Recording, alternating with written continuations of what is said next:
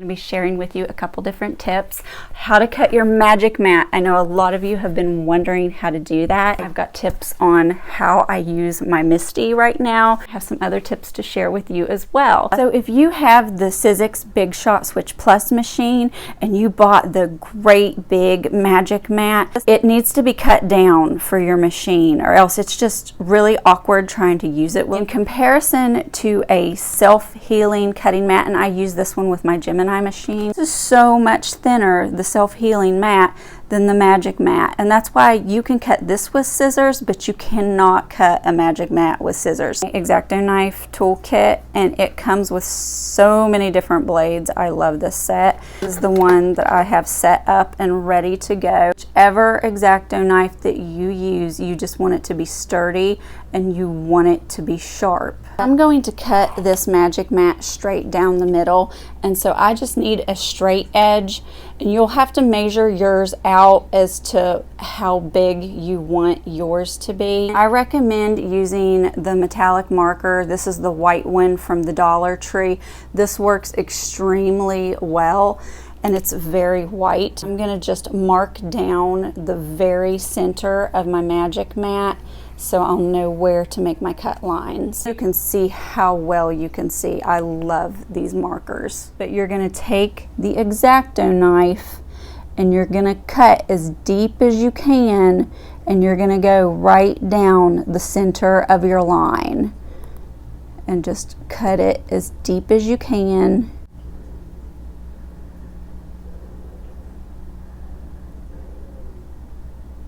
Now once you've scored your first line down through, but you're going to go right back in your same cut line and you're going to score it even deeper. So try to stay within your same cut line and go all the way through again. And I'm pressing as hard as I can to get this scored really well. I've now scored this 3 times through with my X-Acto knife. Depending upon the sharpness of your blade or the amount of pressure you're using whenever you're cutting, it may take you more times through to really get a good cut. Once you finally have it good and scored, you should be able to bend it back on itself and you should hear it snap. Got it all snapped back and it's just like a book. Take our knife, insert it in here, and you're gonna slice it all the way down. So once you have the 2 pieces, depending upon what kind of an edge you want on it, you can just go through and clean up the edges with the X-Acto knife. Just kind of angle it and get those really sharp edges off. So you can clean it up any way you want to. That's totally up to you on what you want the finished product to look like. Now, if you've seen my other hack videos on my channel, you may have noticed that I use sticky grid in my Misti, and I absolutely love this stuff. There's so many different uses for it. Really great product. Recently went to my local Dollar Tree and I found the standard gripped adhesive cutting mat by Crafter's Square. I came up with my own way of using this that works perfect for me, and I want to share it with you. So the first thing that I'm going to need to do is cut this standard grip mat down to size. Use this insert for a template. Our lines drawn, it's going to look like this, and then we're going to cut that out with scissors. So I want to make sure you have your clear sheet on throughout this whole process.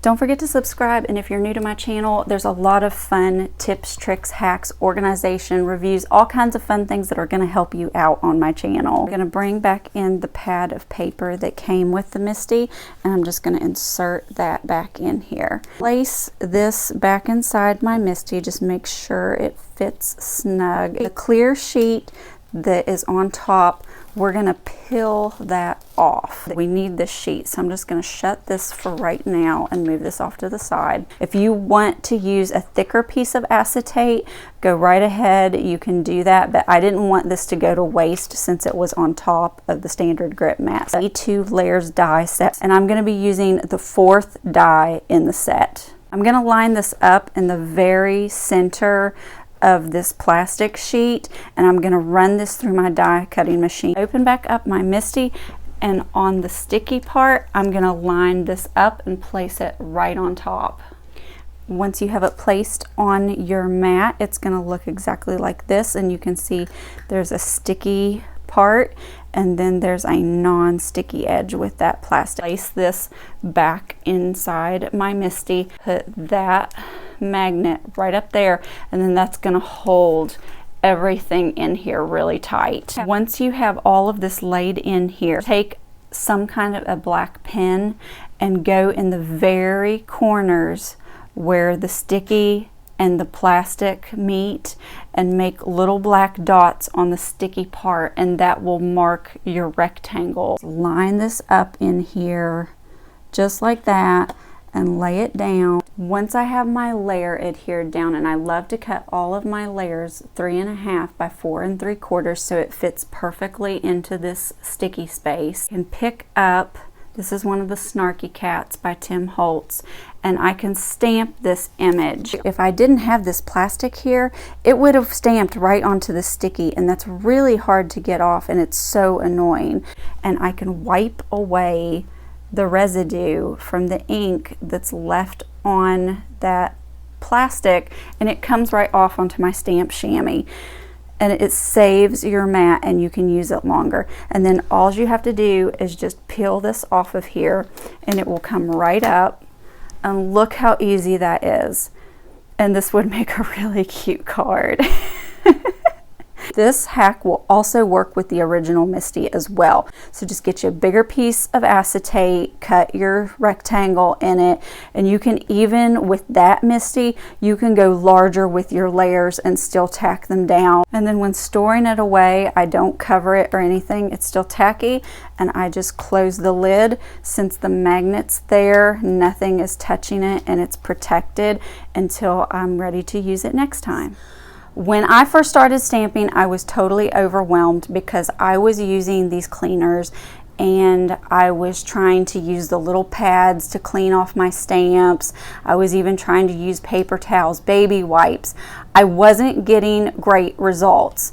It was terribly frustrating trying to use these products, and they're chemical. I hated using them, and it just seemed like a mess and very time consuming to use this stuff. I have the stamp set Noteworthy by Tim Holtz, and I'm going to be using for this demonstration Focus on the Good, because I literally had a series of unfortunate events happen that just really crashed me down. So we're going to focus on the good. Distress ink, this is prized ribbon, and you ink up your stamp. And then of course you're going to stamp your image, but I'm not going to do that. I just want to show you the ink on here. See how that's all inked up nice and juicy. The only thing you need to clean your stamps are stamp chamois. I'm going to show you this in just a moment. The stamp chamois that I have is a very large stamp chamois, and it's by Momenta. By keeping it in this bag, it stays nice and damp every single time. If it starts to dry out a little bit, I'll just spray it down with water. When it gets really super filthy, soap and water to it and just clean it up. But all you have to do is literally just dab this.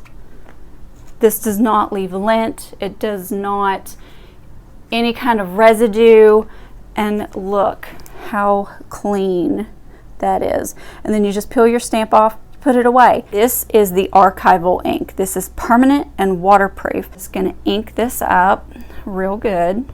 This is the archival ink. You can see that it's all inked up right there. Then just go over it and dab it, and it comes right off. You can see your stamps will get a little stained. That's expected, especially when you're using those really dark inks, but it's clean. There's nothing on here, and you can just quickly and easily put it away.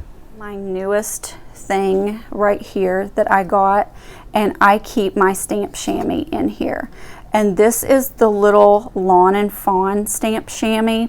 It is completely different from the Momenta, but this will keep it nice and wet, and it's the big enough size to where it will fit right in here, and you can close it down and it just sits right on your desk.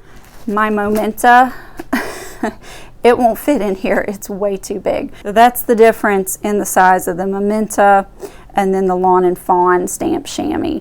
I've used this one lots. This is my newest one that I got. I wanted a smaller stamp chamois so I could literally keep this out on my desk all the time and have it ready to use.